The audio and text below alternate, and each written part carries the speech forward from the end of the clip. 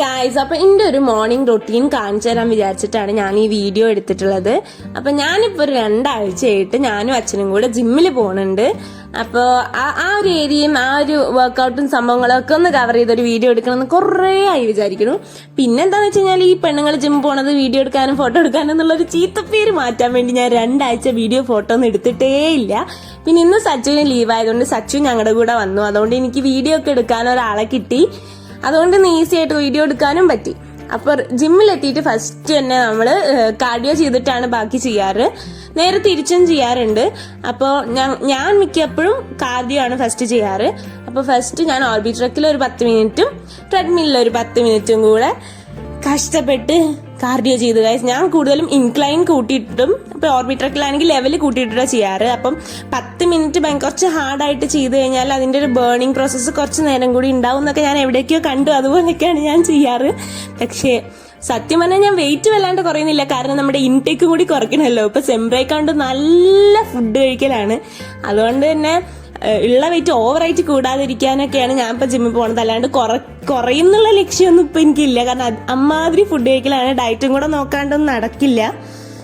അപ്പൊ നമ്മളിപ്പോ പോണത് ഏഗോജ് എന്ന് പറഞ്ഞ ജിമ്മിലാണ്. അവിടെ ഭയങ്കര കംഫർട്ടബിൾ ആണ്. അപ്പൊ ഈ ട്രെയിനർ ചേട്ടന്റെ പേര് കാർത്തിക് എന്നാണ് കേട്ടോ. അപ്പൊ ഏട്ടന്റെ അടുത്ത് പറയാൻ പറഞ്ഞിട്ടുണ്ട് ഒരു മാഷെ പഠിപ്പിക്കണം എന്ന് കുറേ കാലമായിട്ടുള്ള ആഗ്രഹമാണ്.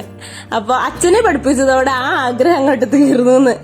അങ്ങനെ പിന്നെ സച്ച് അവിടെ എന്താ ചെയ്യാന്ന് വെച്ച് കഴിഞ്ഞാൽ അവിടെ ഒരു വലിയ ബോളും മറ്റേ റിങ്ങും ഉണ്ട്. അപ്പൊ അതൊക്കെ വെച്ച് കളിക്കലാണ് അവളുടെ ഒരു പരിപാടി.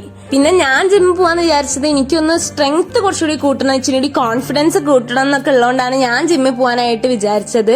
പിന്നെ ഇതാണ് ശ്രീഷ്ണ ചേച്ചിയാണ് ലേഡീസിന്റെ ട്രെയിനർ. പിന്നെ എന്താന്ന് വെച്ച് കഴിഞ്ഞാൽ എനിക്ക് സെംബ്രേക്ക് ആണല്ലോ. അപ്പൊ നന്നായിട്ട് ഫുഡ് കഴിക്കും.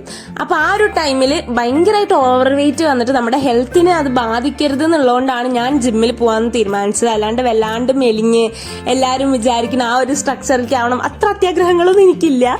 പിന്നെ സച്ചുട്ടിക്ക് എന്തെങ്കിലുമൊക്കെ ചെയ്യണം എന്ന് പറഞ്ഞപ്പോ എന്നാ ഇത് ചെയ്തോന്ന് പറഞ്ഞിട്ട് നമ്മൾ 5 കിലോ വെയിറ്റ് ഇട്ട് കൊടുത്തിട്ട് അവളത് ഈസി ആയിട്ട് ചെയ്തു.